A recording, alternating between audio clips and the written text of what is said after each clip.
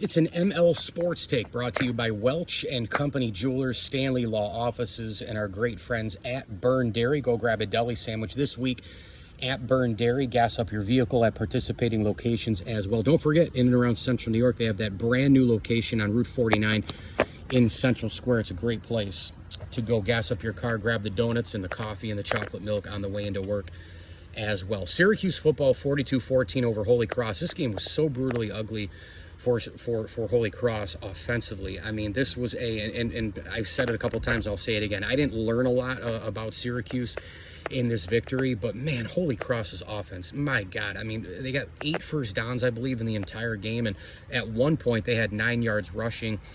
This team got outmanned, out-physical, out time of possession, everything, and yet it was kind of a ball game for a little bit there. Syracuse skated out to the 21-0 lead. You're like, this game's going to be a freaking blowout, like maybe like 5-6 scores. McCord can rest. And then Holy Cross gets back in it with a couple of scores, and McCord throws a couple of picks. And, you know, he threw a lot of attempts, and I just don't know what I learned about this game. You know, Jackson Meeks went off, which was great. He had more receptions and yards in one game than he had his entire career at Georgia. But that's what happens when you go to a football factory. Bama, Oregon, Georgia, the old Clemson with Dabo, Texas, these kind of places, you know, you're going to get a receiver who's just kind of waiting his turn. And you didn't really see the field there. He was a special teams player, a complimentary wide receiver under Kirby Smart and all the rest. And now he has an opportunity to just go into an offense and get a ton of targets. You know, defensively, I thought Syracuse really did tighten up after those couple of Holy Cross scores. And I think the SU defense, too, I'm not really sure what they're doing. They tried some new things yesterday. They moved some people around. You know, I'm not quite sure. They're playing around here maybe before the UNLV game, the high-octane offense that destroyed Fresno yesterday, a team that has an opportunity to go to the college football playoff as we sit here now. And I know the quarterback situation is wild out there. But, you know, we'll see. I think, you know, King Joseph definitely needs to get more snaps in terms of how ferocious and fast he was yesterday. This two straight weeks. I know the opponents are in Holy Cross and Stanford, but I think you can see 2, 3, 4 quarters over 2 weeks where they really stand tall and can take control of football games. The only problem is make a lot of mistakes when it matters. The 4-2-5 was not 4-2-5 against Stanford on the most important play of the game, 4th and 9. It went to an NFL receiver. Everybody knew it was going there.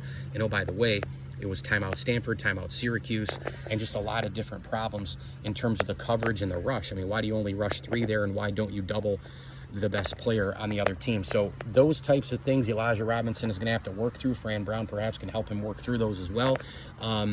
You know, but I just did not learn much about the Holy Cross game. I think we're going to learn a heck of a lot over the next 3 games, though, with Syracuse hits the road, tough games, tough atmospheres, tough opponents, weird time zone, Friday night, UNLV, late game, short week, all those different things that play into a football schedule. But, you know, 3-1 is nice for first-year head coach Fran Brown, but good grief, losing that Stanford game. I really hope that doesn't come back to bite him, because as you look at the schedule and as you look at some of the, you know, the cracks in the armor here, it very well could bite them down the line. Mike Lindsley here. It's an ML Sports Take brought to you by CH Insurance, Brewerton Ace Hardware, Courtney at Maple Down Senior Living Community, and our great friends over at Mars Motors. Every car, every make model under 10 grand, Route 11 in Cicero.